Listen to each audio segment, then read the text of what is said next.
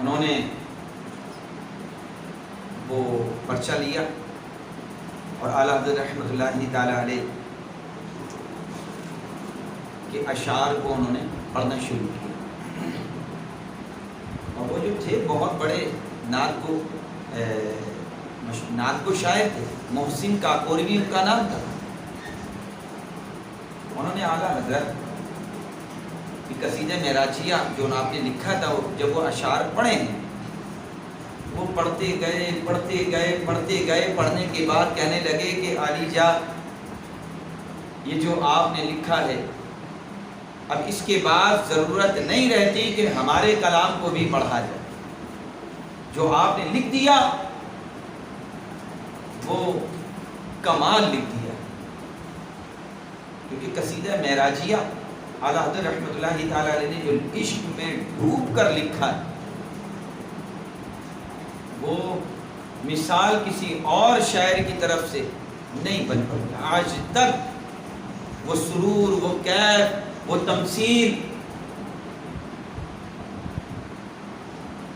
آپ کے اشعار میں قرآن، حدیث، فقہ،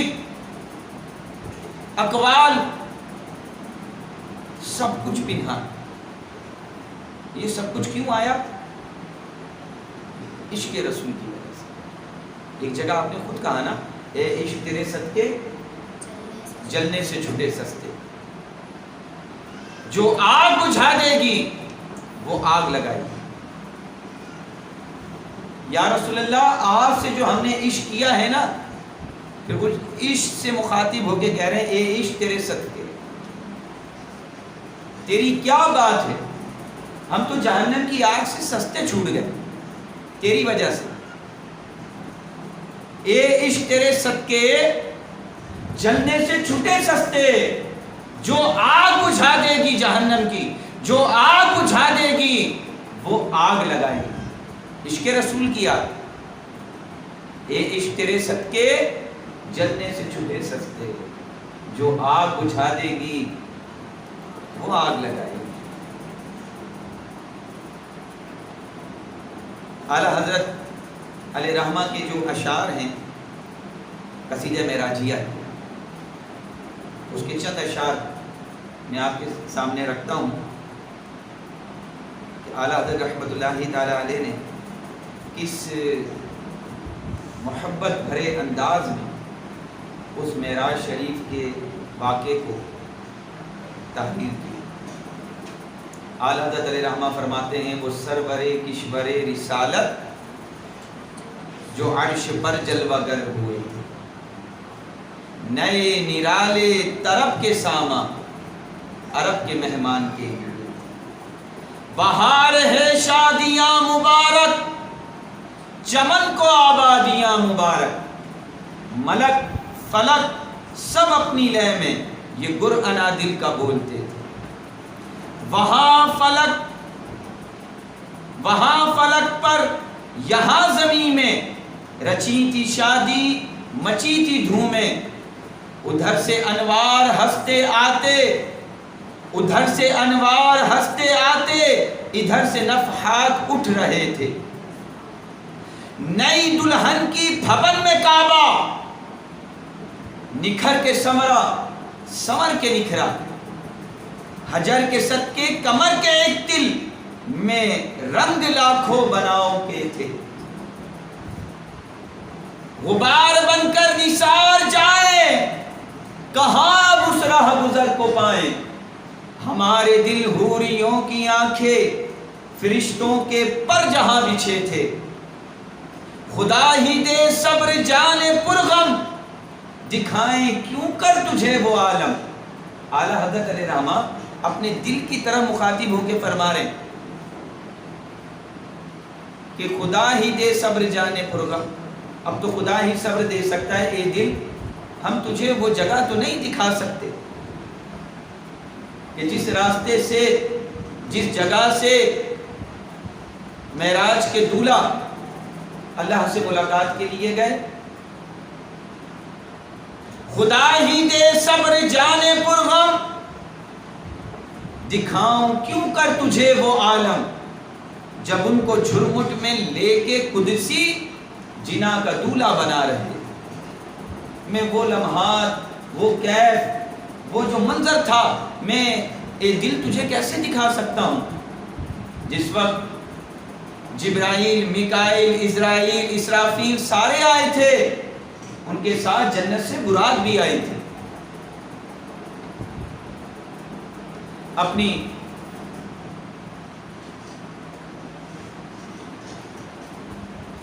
اپنے گھر میں آپ آرام فرما رہے تھے اور اللہ کی طرف سے جبرائیل تشریف لاتے ہیں اور عرض کرتے ہیں یا رسول اللہ، اللہ تعالیٰ آپ سے ملاقات کے لیے، آپ سے ملاقات کرنا چاہتا ہے، آپ کو بلا رہا ہے. وہ کیسا منظر ہو ہے نا، جس وقت فرشتے حضور علیہ الصلوۃ والسلام کو معراج کے لیے سنوار رہے. اعلیٰ حضرت اسی طرف اشارہ کر کے فرماتے ہیں خدا ہی دے صبر جانے پرغم، دکھائیں کیوں کر تجھے وہ عالم، جب ان کو جھرمٹ میں لے کے کرسی جنا کا دولہا بنا رہے. واہ، اتار کر ان کے رخ کا صدقہ یہ نور کا بٹ رہا تھا باڑا، کہ چاند سورج مچل مچل کر جبیں کی خیرات مانگتے تھے. وہی تو اب تک چھلک رہا ہے، وہی تو اب تک چمک رہا ہے، وہی تو اب تک چھلک رہا ہے. نہانے میں جو گرا تھا پانی، کٹورے تاروں نے بھر لیے تھے. بچا جو تلووں کا ان کے دھون، بچا جو تلووں کے ان کا دھون، بنا وہ جنت کا رنگ و روغن. جنہوں نے دولہا کی پائی اترن، وہ پھول گلزار نور کے تھے. جو ہم بھی وہاں ہوتے، کاش جس راستے پہ چل کر حضور علیہ الصلوۃ والسلام براق پر بیٹھے ہوں گے، جس راستے پر آپ کے قدمین شریفین لگے ہوں گے، فرشتے قطار بنائے ہاتھ باندھ کر حضور پر درود و سلام پڑھ رہے ہوں گے. آسمان سے ایسی عطر کی بارش برس رہی ہوگی.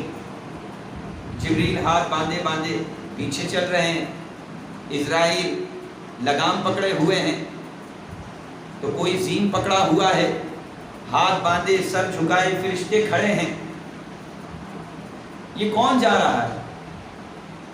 اللہ کا مہمان.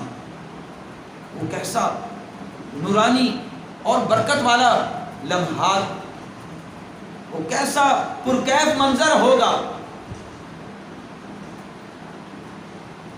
جو ہم بھی وہاں ہوتے، اعلیٰ حضرت اپنے آپ کو کہتے ہیں کاش ہم بھی وہاں ہوتے. جو ہم بھی وہاں ہوتے، باغ گلشن لپٹ کے قدموں سے لیتے اترن. کاش ذرہ ہی ہوتے، حضور کے قدموں سے چپک جاتے. جو ہم بھی وہاں ہوتے، باغ گلشن لپٹ کے قدموں سے لیتے اترن.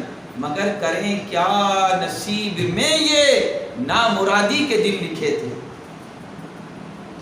ہجوم امید ہے گھٹاؤ، مرادیں دے کر انہیں ہٹاؤ. ساری امیدیں آ گئیں، جمع ہو گئیں، ہمیں کچھ چاہیے. فرشتے کہنے لگے جو یہ مانگتی ہیں ان کو دو، ان امیدوں کو، جو ان کی آرزویں ہیں ان کو دو، ان کے جھمگٹے کو دور کرو. ہجوم امید ہے گھٹاؤ، مرادیں دے کر انہیں ہٹاؤ. ادب کی باکھیں لیے بڑھاؤ، ملائکہ میں یہ غلغلے تھے. ستم کیا کیسی مت کٹی تھی، ستم کیا کیسی مت کٹی تھی. کمر وہ خاک ان کے راہ گزر کی، اٹھانا لایا کہ ملتے ملتے یہ داغ دیکھنا سب مٹے تھے. اے چاند، تیری عقل کہاں گم ہو گئی تھی؟ تو کہاں چلا گیا تھا؟ کیا کر رہا تھا جس وقت حضور علیہ السلام براق پر بیٹھے ہوئے تشریف لے جا رہے تھے؟ آپ کے قدموں کی ذرا سی مٹی لے کر تو اپنے چہرے پہ مل لیتا، خدا کی قسم تیرے چہرے پہ جتنے بھی داغ ہیں وہ سارے کے سارے دھل جاتے. حالت چاند کو کہہ رہے ہیں ستم کیا کیسی مت کٹی تھی، کمر وہ خاک ان کے راہ گزر کی، اٹھانا لایا کہ ملتے ملتے یہ داغ دیکھنا سب مٹے تھے۔ تبارک اللہ ہو شان تیری، تبارک اللہ ہو شان تیری یا رسول اللہ، آپ کی عظمت سب سے بلند ہے، سب سے اعلیٰ ہے۔ تبارک اللہ ہو شان تیری، تجھی کو زیبا ہے بے نیازی، کہیں پہ وہ جوش لن ترانی اور کہیں تقاضے مثال کے تھے۔ حضرت موسیٰ کوہ طور پر جا کر کہیں مولا میں تجھے دیکھنا چاہتا ہوں، مولا میں تجھے دیکھنا چاہتا ہوں، اور اللہ کی طرف سے جواب آئے لن ترانی موسیٰ تم نہیں دیکھ سکتے۔ اور ایک جگہ تو وہ کہ موسیٰ کو کہا جائے لن ترانی، اور کہیں پر کہا جائے جبریل کو بھیج کر کہ اے محبوب اللہ آپ سے ملنا چاہتا ہے۔ تبارک اللہ ہو شان تیری، تجھی کو زیبا ہے بے نیازی، کہیں پہ وہ جوش لن ترانی اور کہیں تقاضے مثال کے تھے۔ آئیے محبوب آئیے، ہم اپنی زیارت کرائیں گے۔ اور اللہ نے اپنی زیارت کرائی بغیر کسی پردے کے۔ اللہ کے محبوب نے اللہ کو دیکھا۔ اللہ سب سے بڑا غیب ہے، اللہ سب سے بڑا غیب ہے نا۔ جب اور کوئی غیب کیا تم سے نیہا ہو بھلا، اور کوئی غیب کیا، غیب کی رٹ لگانے والے محبوب کو علم غیب نہیں، یہ نہیں وہ نہیں۔ ارے ہم اہل سنت کہتے ہیں کہ اللہ تبارک و تعالیٰ نے اپنے حبیب علیہ السلام کو جو غیب دیا وہ اللہ نے دیا ہے، عطائی غیب ہے، لیکن اس کائنات میں محبوب علیہ السلام سے بڑی شخصیت کوئی ایسی نہیں جس کے پاس اللہ کے بعد علم غیب اتنی کثیر تعداد میں ہے۔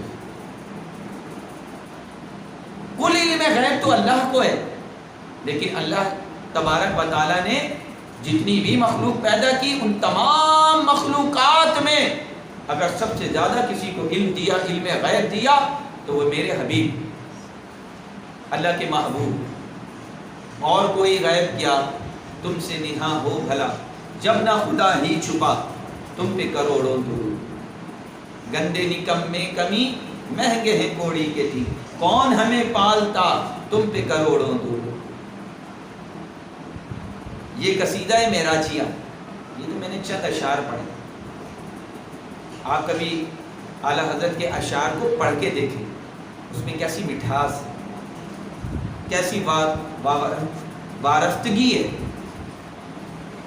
اور اس کے اندر کیسا عشق رسول پنہان۔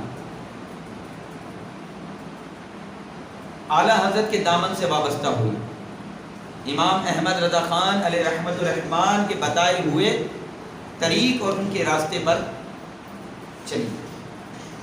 ہمارے امام، ہمارے بڑے امام احمد رضا ہیں، جو انہوں نے بتایا سر تسلیم خم، جو کچھ انہوں نے تشریح کی ہے اس تشریح کے اوپر ہم آنکھیں بند کر کے اپنے سر کو جھکاتے ہیں۔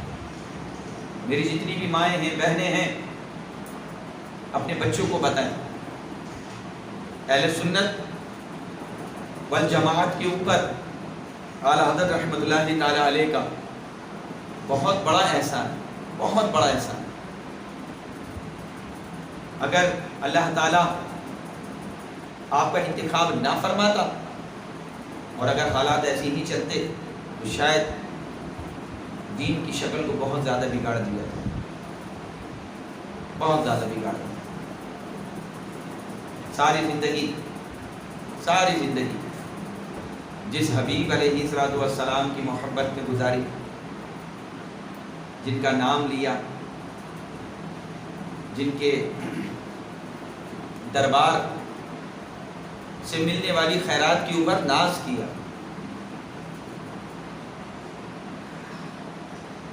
ساری زندگی حضور کی نسبت کو اپنے سر کا تاج بنا کے رکھا۔ کبھی ان کے اشعار جب پڑھتے ہیں تو پتہ چلتا ہے کہ اعلیٰ حضرت رحمۃ اللہ تعالیٰ علیہ جب مدینے گئے تھے تو ان کی محبت کا عالم ہی کچھ اور تھا، عالم ہی کچھ اور تھا۔ وہ جو عشق رسول بانٹنے والے ہوں، وہ جو عشق رسول کا درس دیتے ہوں، تو پھر وہ اس مرکز پہ جب پہنچے ہوں گے تو ان کی اپنی حالت کیسی ہوگی، کیسا عشق ان کا مچلتا ہوگا۔ چند اشعار جب اعلیٰ حضرت رحمۃ اللہ تعالیٰ علیہ مدینے کا انہوں نے سفر اختیار کیا تھا نا، تو آپ نے نعت لکھی تھی، شکر خدا آج گھڑی اس سفر کی جس پر نثار جان فلاح و ظفر کی ہے۔ گرمی ہے، تپ ہے، درد ہے، کلفت سفر کی ہے، ناشکر یہ تو دیکھ عظیمت کدھر کی ہے، ارادہ کدھر کا ہے۔ تھکاوٹ بھی ہے، اس زمانے کے اندر تو بڑی تھکاوٹ ہوتی تھی، دھوپ بھی ہوتی تھی، لوگ رو پڑتے ہیں، محبت کے راستے میں آزمائشیں آتی ہیں۔ گرمی ہے، تپ ہے، درد ہے، کلفت سفر کی ہے، ناشکر یہ تو دیکھ عظیمت کدھر کی ہے۔ ہم کو تو اپنے سائے میں آرام ہی سے لائے، ہیلے بہانے والوں کو یہ راہ ڈر کی ہے۔ ماہ مدینہ اپنی تجلی عطا کرے، یہ ڈھلتی چاندنی تو پہر دو پہر کی ہے۔ اے مدینے کے چاند اپنی چاندنی ہم کو دیں، یہ چاندنی ایسی ہے جو ختم نہیں ہوتی۔ آسمان کے چاند کی چاندنی تو پہر دو پہر کی ہے، یہ تو ڈھل جاتی ہے۔ ماہ مدینہ اپنی تجلی عطا کرے، یہ ڈھلتی چاندنی تو پہر دو پہر کی ہے۔ اس کے طفیل حج بھی خدا نے کرا دیے، اصل مراد حاضری اس پاک در کی ہے۔ کعبے کا نام تک نہ لیا، طیبہ ہی کہا، پوچھا تھا ہم سے جس نے کہ نہدت کدھر کی ہے۔ مجرم بلائے آئے ہیں، جاؤ کا ہے گواہ، پھر رد ہو کب یہ شان کریموں کے در کی ہے۔ اعلیٰ حضرت کے ایک ایک اشعار کے اندر نعتوں کی تراجی موجود ہے، قرآن کی آیتوں کے تراجی موجود ہے۔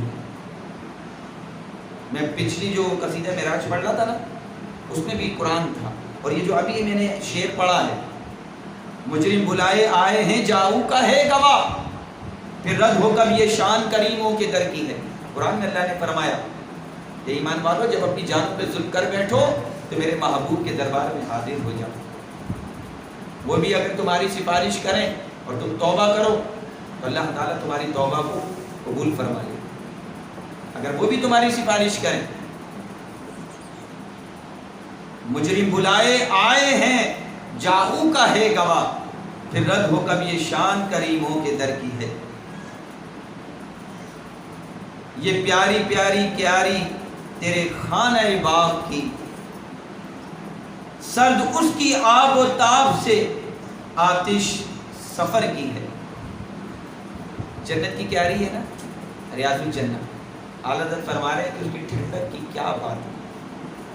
سفر کر کے اتنے تھکے ہارے ہم پہنچتے ہیں، دھوپ، جسم کی تھکاوٹ، گرمی، پتھر، ریاض الجنہ میں پہنچتے ہیں نا، اس کی ٹھنڈک، اس کی محبت سب آدمی بھول جاتا ہے۔ یہ پیاری پیاری کیاری تیرے خانہ باغ کی، سرد اس کی آب و تاب سے آتش سفر کی۔ جنت میں آ کے نار میں جاتا نہیں کوئی۔ اے محبوب، آپ نے کہا میرے گھر سے، میرے حجرے سے، میرے روزے سے منبر تک کا جو حصہ ہے یہ جنت کی کیاری ہے، جنت کا ایک ٹکڑا ہے، اور اللہ کا قانون ہے جو جنت میں آ جائے وہ جنت سے نہیں نکلتا۔ تو اعلیٰ حضرت فرما رہے ہیں کہ میں گیا ہوں جنت میں، جنت میں آ کے نار میں جاتا نہیں کوئی، شکر خدا نوید نجات و ظفر کی ہے۔ ہم نے تو اللہ کے محبوب آپ سے سنا کہ وہ حصہ جنت کا ٹکڑا ہے، اور قانون یہ ہے کہ جو جنت میں آ جائے وہ پھر جنت سے نہیں نکلتا، اسے جہنم میں نہیں بھیجا جاتا، اسے جہنم میں نہیں بھیجا جاتا۔ محبوب ہم تو آپ کے قول پر ایمان رکھتے ہیں، ہم تو ریاض الجنہ میں گئے ہیں، وہاں پہنچے، طواف کعبہ کیا، خوب گھومے، آب زمزم پیا، طواف کعبہ کیا، صفا مروہ جسے سعی کہا جاتا ہے، سارے حج کے جو اراکین ہیں پورے کر لیے۔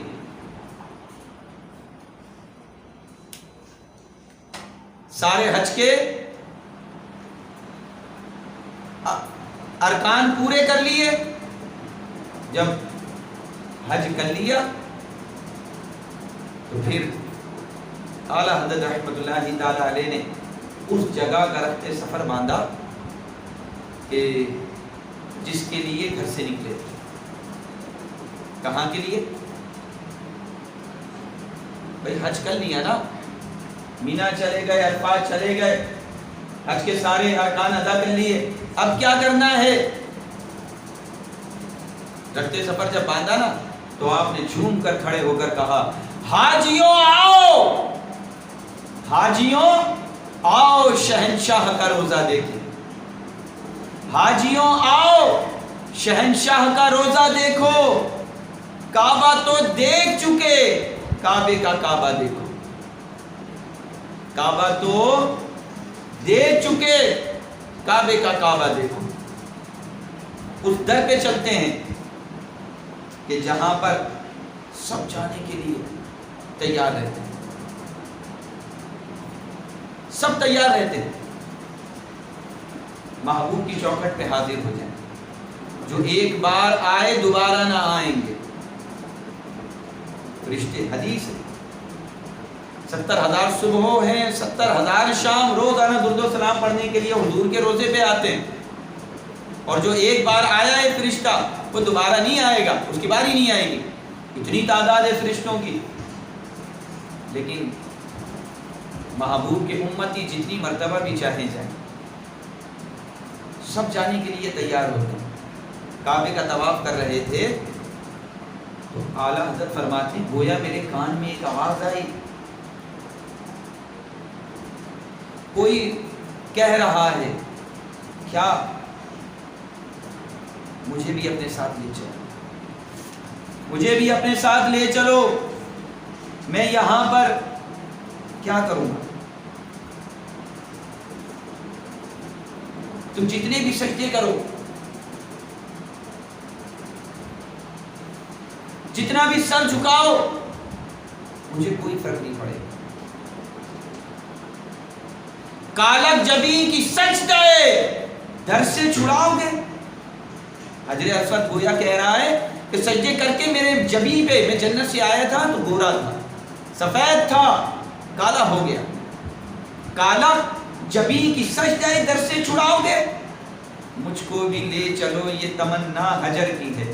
حجر اسود کہہ رہا ہے مجھے بھی لے چلو، تم سجدے کر کر کے میرے رنگ کو نہیں بدل سکتے، میں اگر محبوب کی چوکھٹ پہ مجھے لے چلو، مجھے وہاں لے چلو، میرا اصل رنگ و روپ واپسی لوٹ آئے۔ کالک جبیں کی سجدے در سے چھڑاؤ گے؟ مجھ کو بھی لے چلو، یہ تمنا حجر کی ہے۔ اسی لیے تو اعلیٰ حضرت نے کھڑے ہو کے پکارا، حاجیوں آؤ شہنشاہ کا روزہ دیکھو، کعبہ تو دیکھ چکے، کعبے کا کعبہ دیکھو۔ رکن شامی سے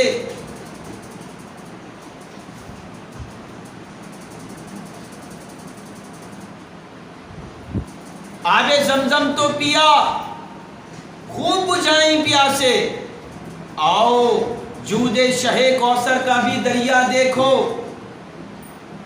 مثل پروانہ پھرا کرتے تھے جس شمع کے گرد۔ حالت کیا فرمانے؟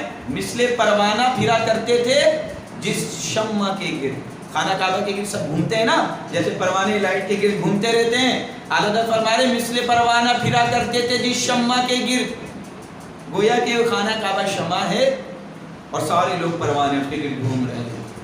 کیا کہتے ہیں؟ مثل پروانہ پھرا کرتے تھے جس شمع کے گرد، اپنی اس شمع کو پروانہ یہاں کا دیکھو، روضہ رسول کا پروانہ وہ ایک شمع جس کو تم نے اپنی شمع بنائی اور تم پروانے تھے، آؤ اس در پہ چلتے ہیں جہاں پہ تمہاری شمع وہاں کا پروانہ ہے۔